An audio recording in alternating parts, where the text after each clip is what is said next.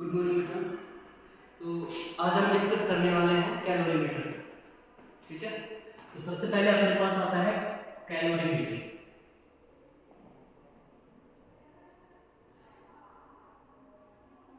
Calorimetry क्या होता है? कैलोरीमेट्री फिजिक्स की वो ब्रांच है जिसमें हम मेजरमेंट ऑफ हीट को स्टडी करते हैं। ठीक है, it is the branch of physics, it is the branch of physics in which we study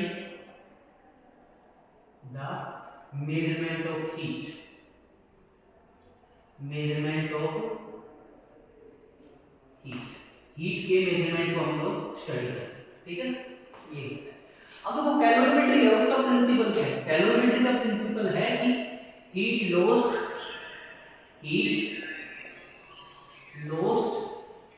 equal to heat gain। मतलब क्या होगा इसका? देखो इसका मतलब समझो एक बार कि मान लो आपके पास कोई सब्सटेंस है, ठीक है, जिसका टेम्परेचर T1 है। ये मान लो सब्सटेंस है जिसका टेम्परेचर कितना है? T1 है। अपन ने क्या किया? अपन ने एक दूसरी बॉल लिया जो कि T2 टेम्परेचर पे है और T2 is greater than T1 है, T2 is greater than T1 है। तो इस बॉल को क्या करेंगे? इसमें डाल देंगे। तो जैसे ही डालेंगे मतलब T1 सब्सटेंस का टेम्परेचर था, T2 किसका था? बॉडी का टेम्परेचर था। दोनों आएंगे तो कहीं ना कहीं दोनों का टेम्परेचर इक्वल हो जाएगा और मान लो कितना हो जाएगा? T हो जाएगा।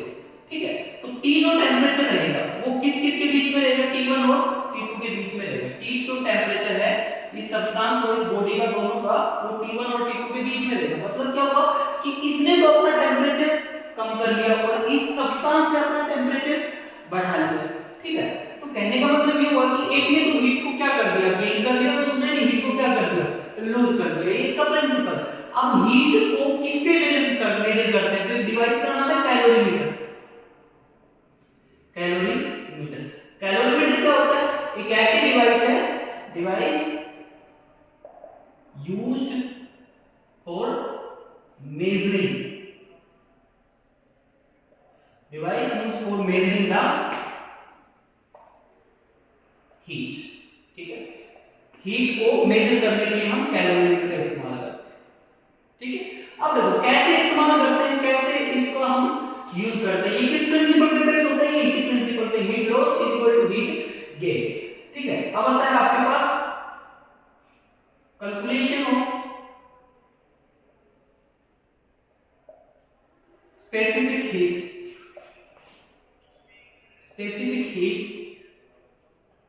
of substance। किसी सब्सटेंस की स्पेसिफिक हीट निकालनी है, कैसे निकालनी है? ठीक है, तो मान लेते हैं कि एक आपके पास कैलोरीमीटर है। ये क्या है?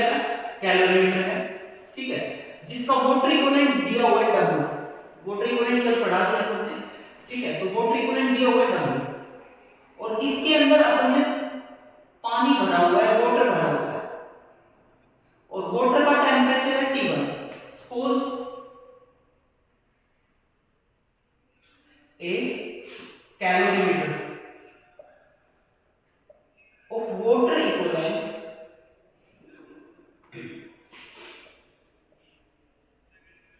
W। ठीक है, filled with water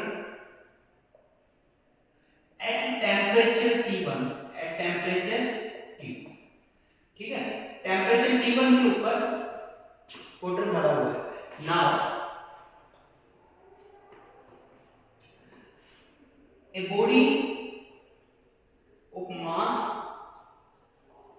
ठीक है, अच्छा एक काम करते हैं, वाटर का जो मास है वो हम m1 मान लेते हैं। कितना मास दिया हुआ हमने वाटर का? m1। अच्छा, now a body of mass m2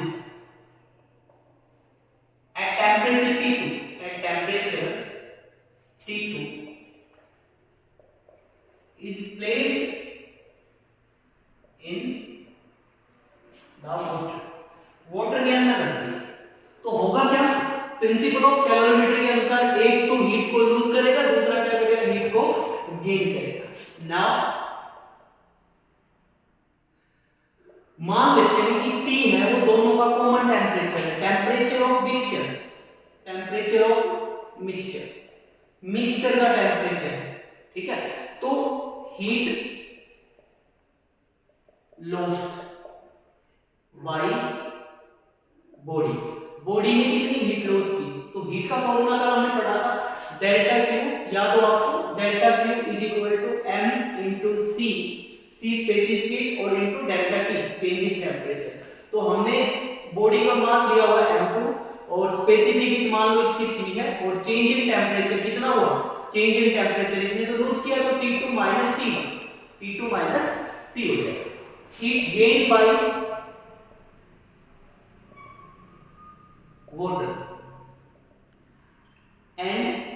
water and calorimeter, दोनों ने कितना हीट को क्या किया, गेन किया। तो फिर से m2 और इसका वाटर इक्विवेलेंट मान दिया हुआ है W, ठीक है, जो हमने कैलोरीमीटर माना था उसका वाटर इक्विवेलेंट कितना W, तो इसकी स्पेसिफिक हीट कितनी मान लेते हैं C डैश, और इसका जो डेल्टा T आएगा वो कितना आएगा T माइनस T1, क्योंकि ये तो क्या कर रहा है, हीट को गेन कर रहा है, तो T माइनस T1 हो जाएगा। अब प्रिंसिपल क्या कहता है, heat lost is equal to heat gain, दोनों को इक्वेट कर देते हैं, तो दोनों को इक्वेट करेंगे तो m2c into T2 minus T equal to m2 plus W C dash T minus T1। यहां से आप लोग C डैश की वैल्यू निकाल लो, क्योंकि हमें यही तो निकालना है, नहीं C की वैल्यू निकालनी, तो C बराबर कितना आएगा m2 plus W into C T1 minus T1 divided by m2 T2 minus T, ठीक है। ये आ गया calculation of specific heat of a substance. इस प्रकार से हम स्पेसिफिक हीट को कैलकुलेट कर सकते हैं, ठीक है। ये किसी भी सब्सटेंस, इसके ऊपर बहुत सारे न्यूमेरिकल करेंगे, हम आगे चलकर उनको डिस्कस भी करेंगे। अब इसी के अंदर एक टर्म और आती है लेटेंट हीट, आप लोगों ने सुना भी होगा लेटेंट हीट। अगर लेटेंट हीट का कॉन्सेप्ट क्या कहता है, मान लेते हैं आपके पास एक सब्सटेंस है, ठीक है, कुछ भी मान लो, वाटर मान लिया, लाइक वाटर एक कंटेनर में है, और इसको क्या करो, हीट अप करो, ठीक है, एक बर्नर की मदद से उसको हीट कर दो, हीट सप्लाई किया, और हमने इसके अंदर एक थर्मोमीटर रख दिया, क्या रख दिया इसके अंदर, एक थर्मोमीटर, ठीक है। तो थर्मोमीटर से हम इसका टेम्परेचर कंटीन्यूअसली क्या कर रहे हैं, मेजर कर रहे हैं। अब देखो क्या देखा हमने, जैसे ही हमने इसको गर्म करना शुरू किया तो धीरे धीरे जो टेम्परेचर है इसका, मतलब ये जो थर्मोमीटर है ये इसके टेम्परेचर को लगातार नोटिस कर रहा है, और हम देख रहे हैं कि इसका टेम्परेचर लगातार इंक्रीज हो रहा है, इसका टेम्परेचर लगातार इंक्रीज हो रहा है। कहां तक इंक्रीज होगा, 100 डिग्री सेल्सियस तक। कहां तक इंक्रीज होगा, 100 डिग्री सेल्सियस। लेकिन 100 डिग्री सेल्सियस के बाद हमने देखा कि भाई हीट तो कंटीन्यूअसली सप्लाई कर रहे हैं लेकिन इसका टेम्परेचर नहीं बढ़ रहा, वो 100 ही है। हम हीट तो सप्लाई कर रहे हैं लेकिन इसका टेम्परेचर नहीं बढ़ रहा है, वो 100 ही है। ऐसा क्यों हो रहा है, क्योंकि इस समय इसका फेज चेंज हो रहा है। ये जो वाटर था जो कि लिक्विड स्टेट में है, ये किसमें चला गया है, वेपराइज हो गया, मतलब वेपर स्टेट में आ गया, ठीक है। तो वेपर स्टेट में आया है तो ये जो हीट जो हम सप्लाई कर रहे हैं जा कहां रही है, टेम्परेचर तो बढ़ नहीं रहा है, ये एक्चुअली में फेज को चेंज कर रही है, फेज को चेंज कर रही है, ठीक है। तो क्या बोल सकते हैं, लेटेंट हीट क्या होती है, the heat required to change the phase of a substance, किसी सब्सटेंस का फेज को चेंज करने के लिए जो अपने को हीट चाहिए, that is called latent heat. उसको हम क्या कहते हैं, लेटेंट हीट कहते हैं। अब देखो लेटेंट हीट दो टाइप की होती है आपके पास, एक होती है latent heat of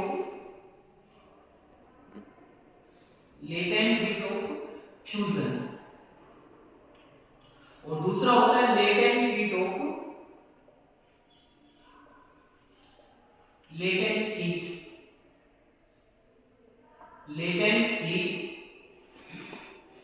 vaporisation.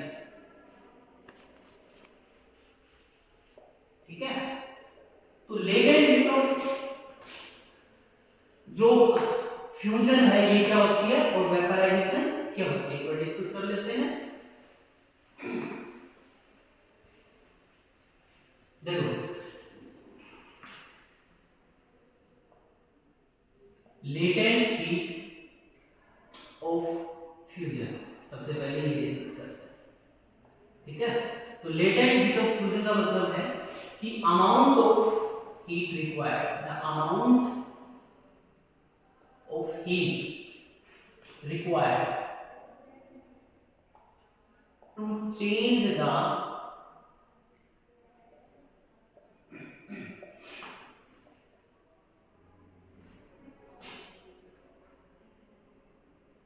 state of या phase of a substance from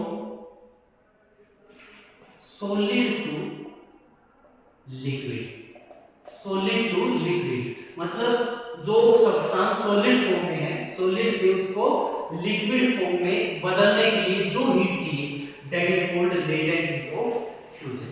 for example जैसे वाटर की जो लेटेंट हीट होती है, लेटेंट हीट ऑफ वाटर, ठीक है, वो कितनी होती है आपके पास, लेटेंट हीट ऑफ वाटर होती है 3.6, ये याद करनी है अपने को, 3.6 into 10 की पावर 5, ठीक है, एक्चुअली 3.3 के आसपास होती है, 3.3 10 की पावर 5 जूल। अच्छा लेटेंट हीट का एक फॉर्मूला भी होता है, ये अपने को ध्यान रखना है।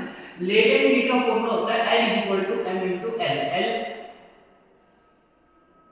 लेटेंट हीट डेल्टा Q या Q भी बोलते हैं, delta Q = m × L। L क्या है, latent heat, m mass.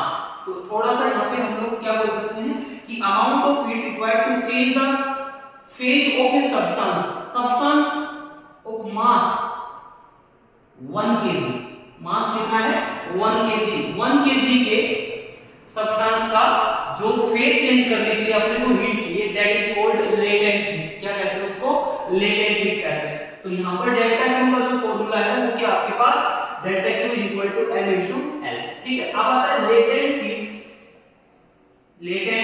Of vaporisation,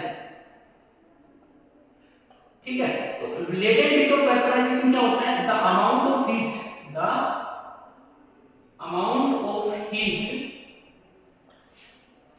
required to change the state of substance from, ध्यान रहे, liquid to gas is called latent heat of vaporization, ठीक है। अब latent heat of water की बात करें तो कितना होता है latent heat of water, formula ये रहेगा। वाटर के लिए आपका होता है वेपराइजेशन में होता है आपका ये, अच्छा ये आइस के लिए था, ध्यान रखिए वाटर नहीं आइस था, ठीक है। और यहाँ पर वाटर के लिए होता है ये आपका 22.6 × 10 की पावर 5 जूल, ठीक है। ये आपका लेटेंट हीट ऑफ वेपराइजेशन का फॉर्मूला होता है, ठीक है। चलो इसके बाद हम लोग कुछ एक न्यूमेरिकल डिस्कस करेंगे। तो कल हम डिस्कस करेंगे बेटा इसके बारे में कुछ एक न्यूमेरिकल्स, ठीक है। आप लोगों को क्या करना है कि कल जो मैंने आपको न्यूमेरिकल दिए थे, कल जो टॉपिक करवाया था उसके न्यूमेरिकल सॉल्व करने हैं, ठीक है। और रेजोनेंस की जो प्रॉब्लम है इस टॉपिक के ऊपर एक बार सॉल्व करके देखना, और मंडे को शायद आपकी क्लास फिजिकल क्लासेस स्टार्ट हो गई, ठीक है। चलो और थैंक यू।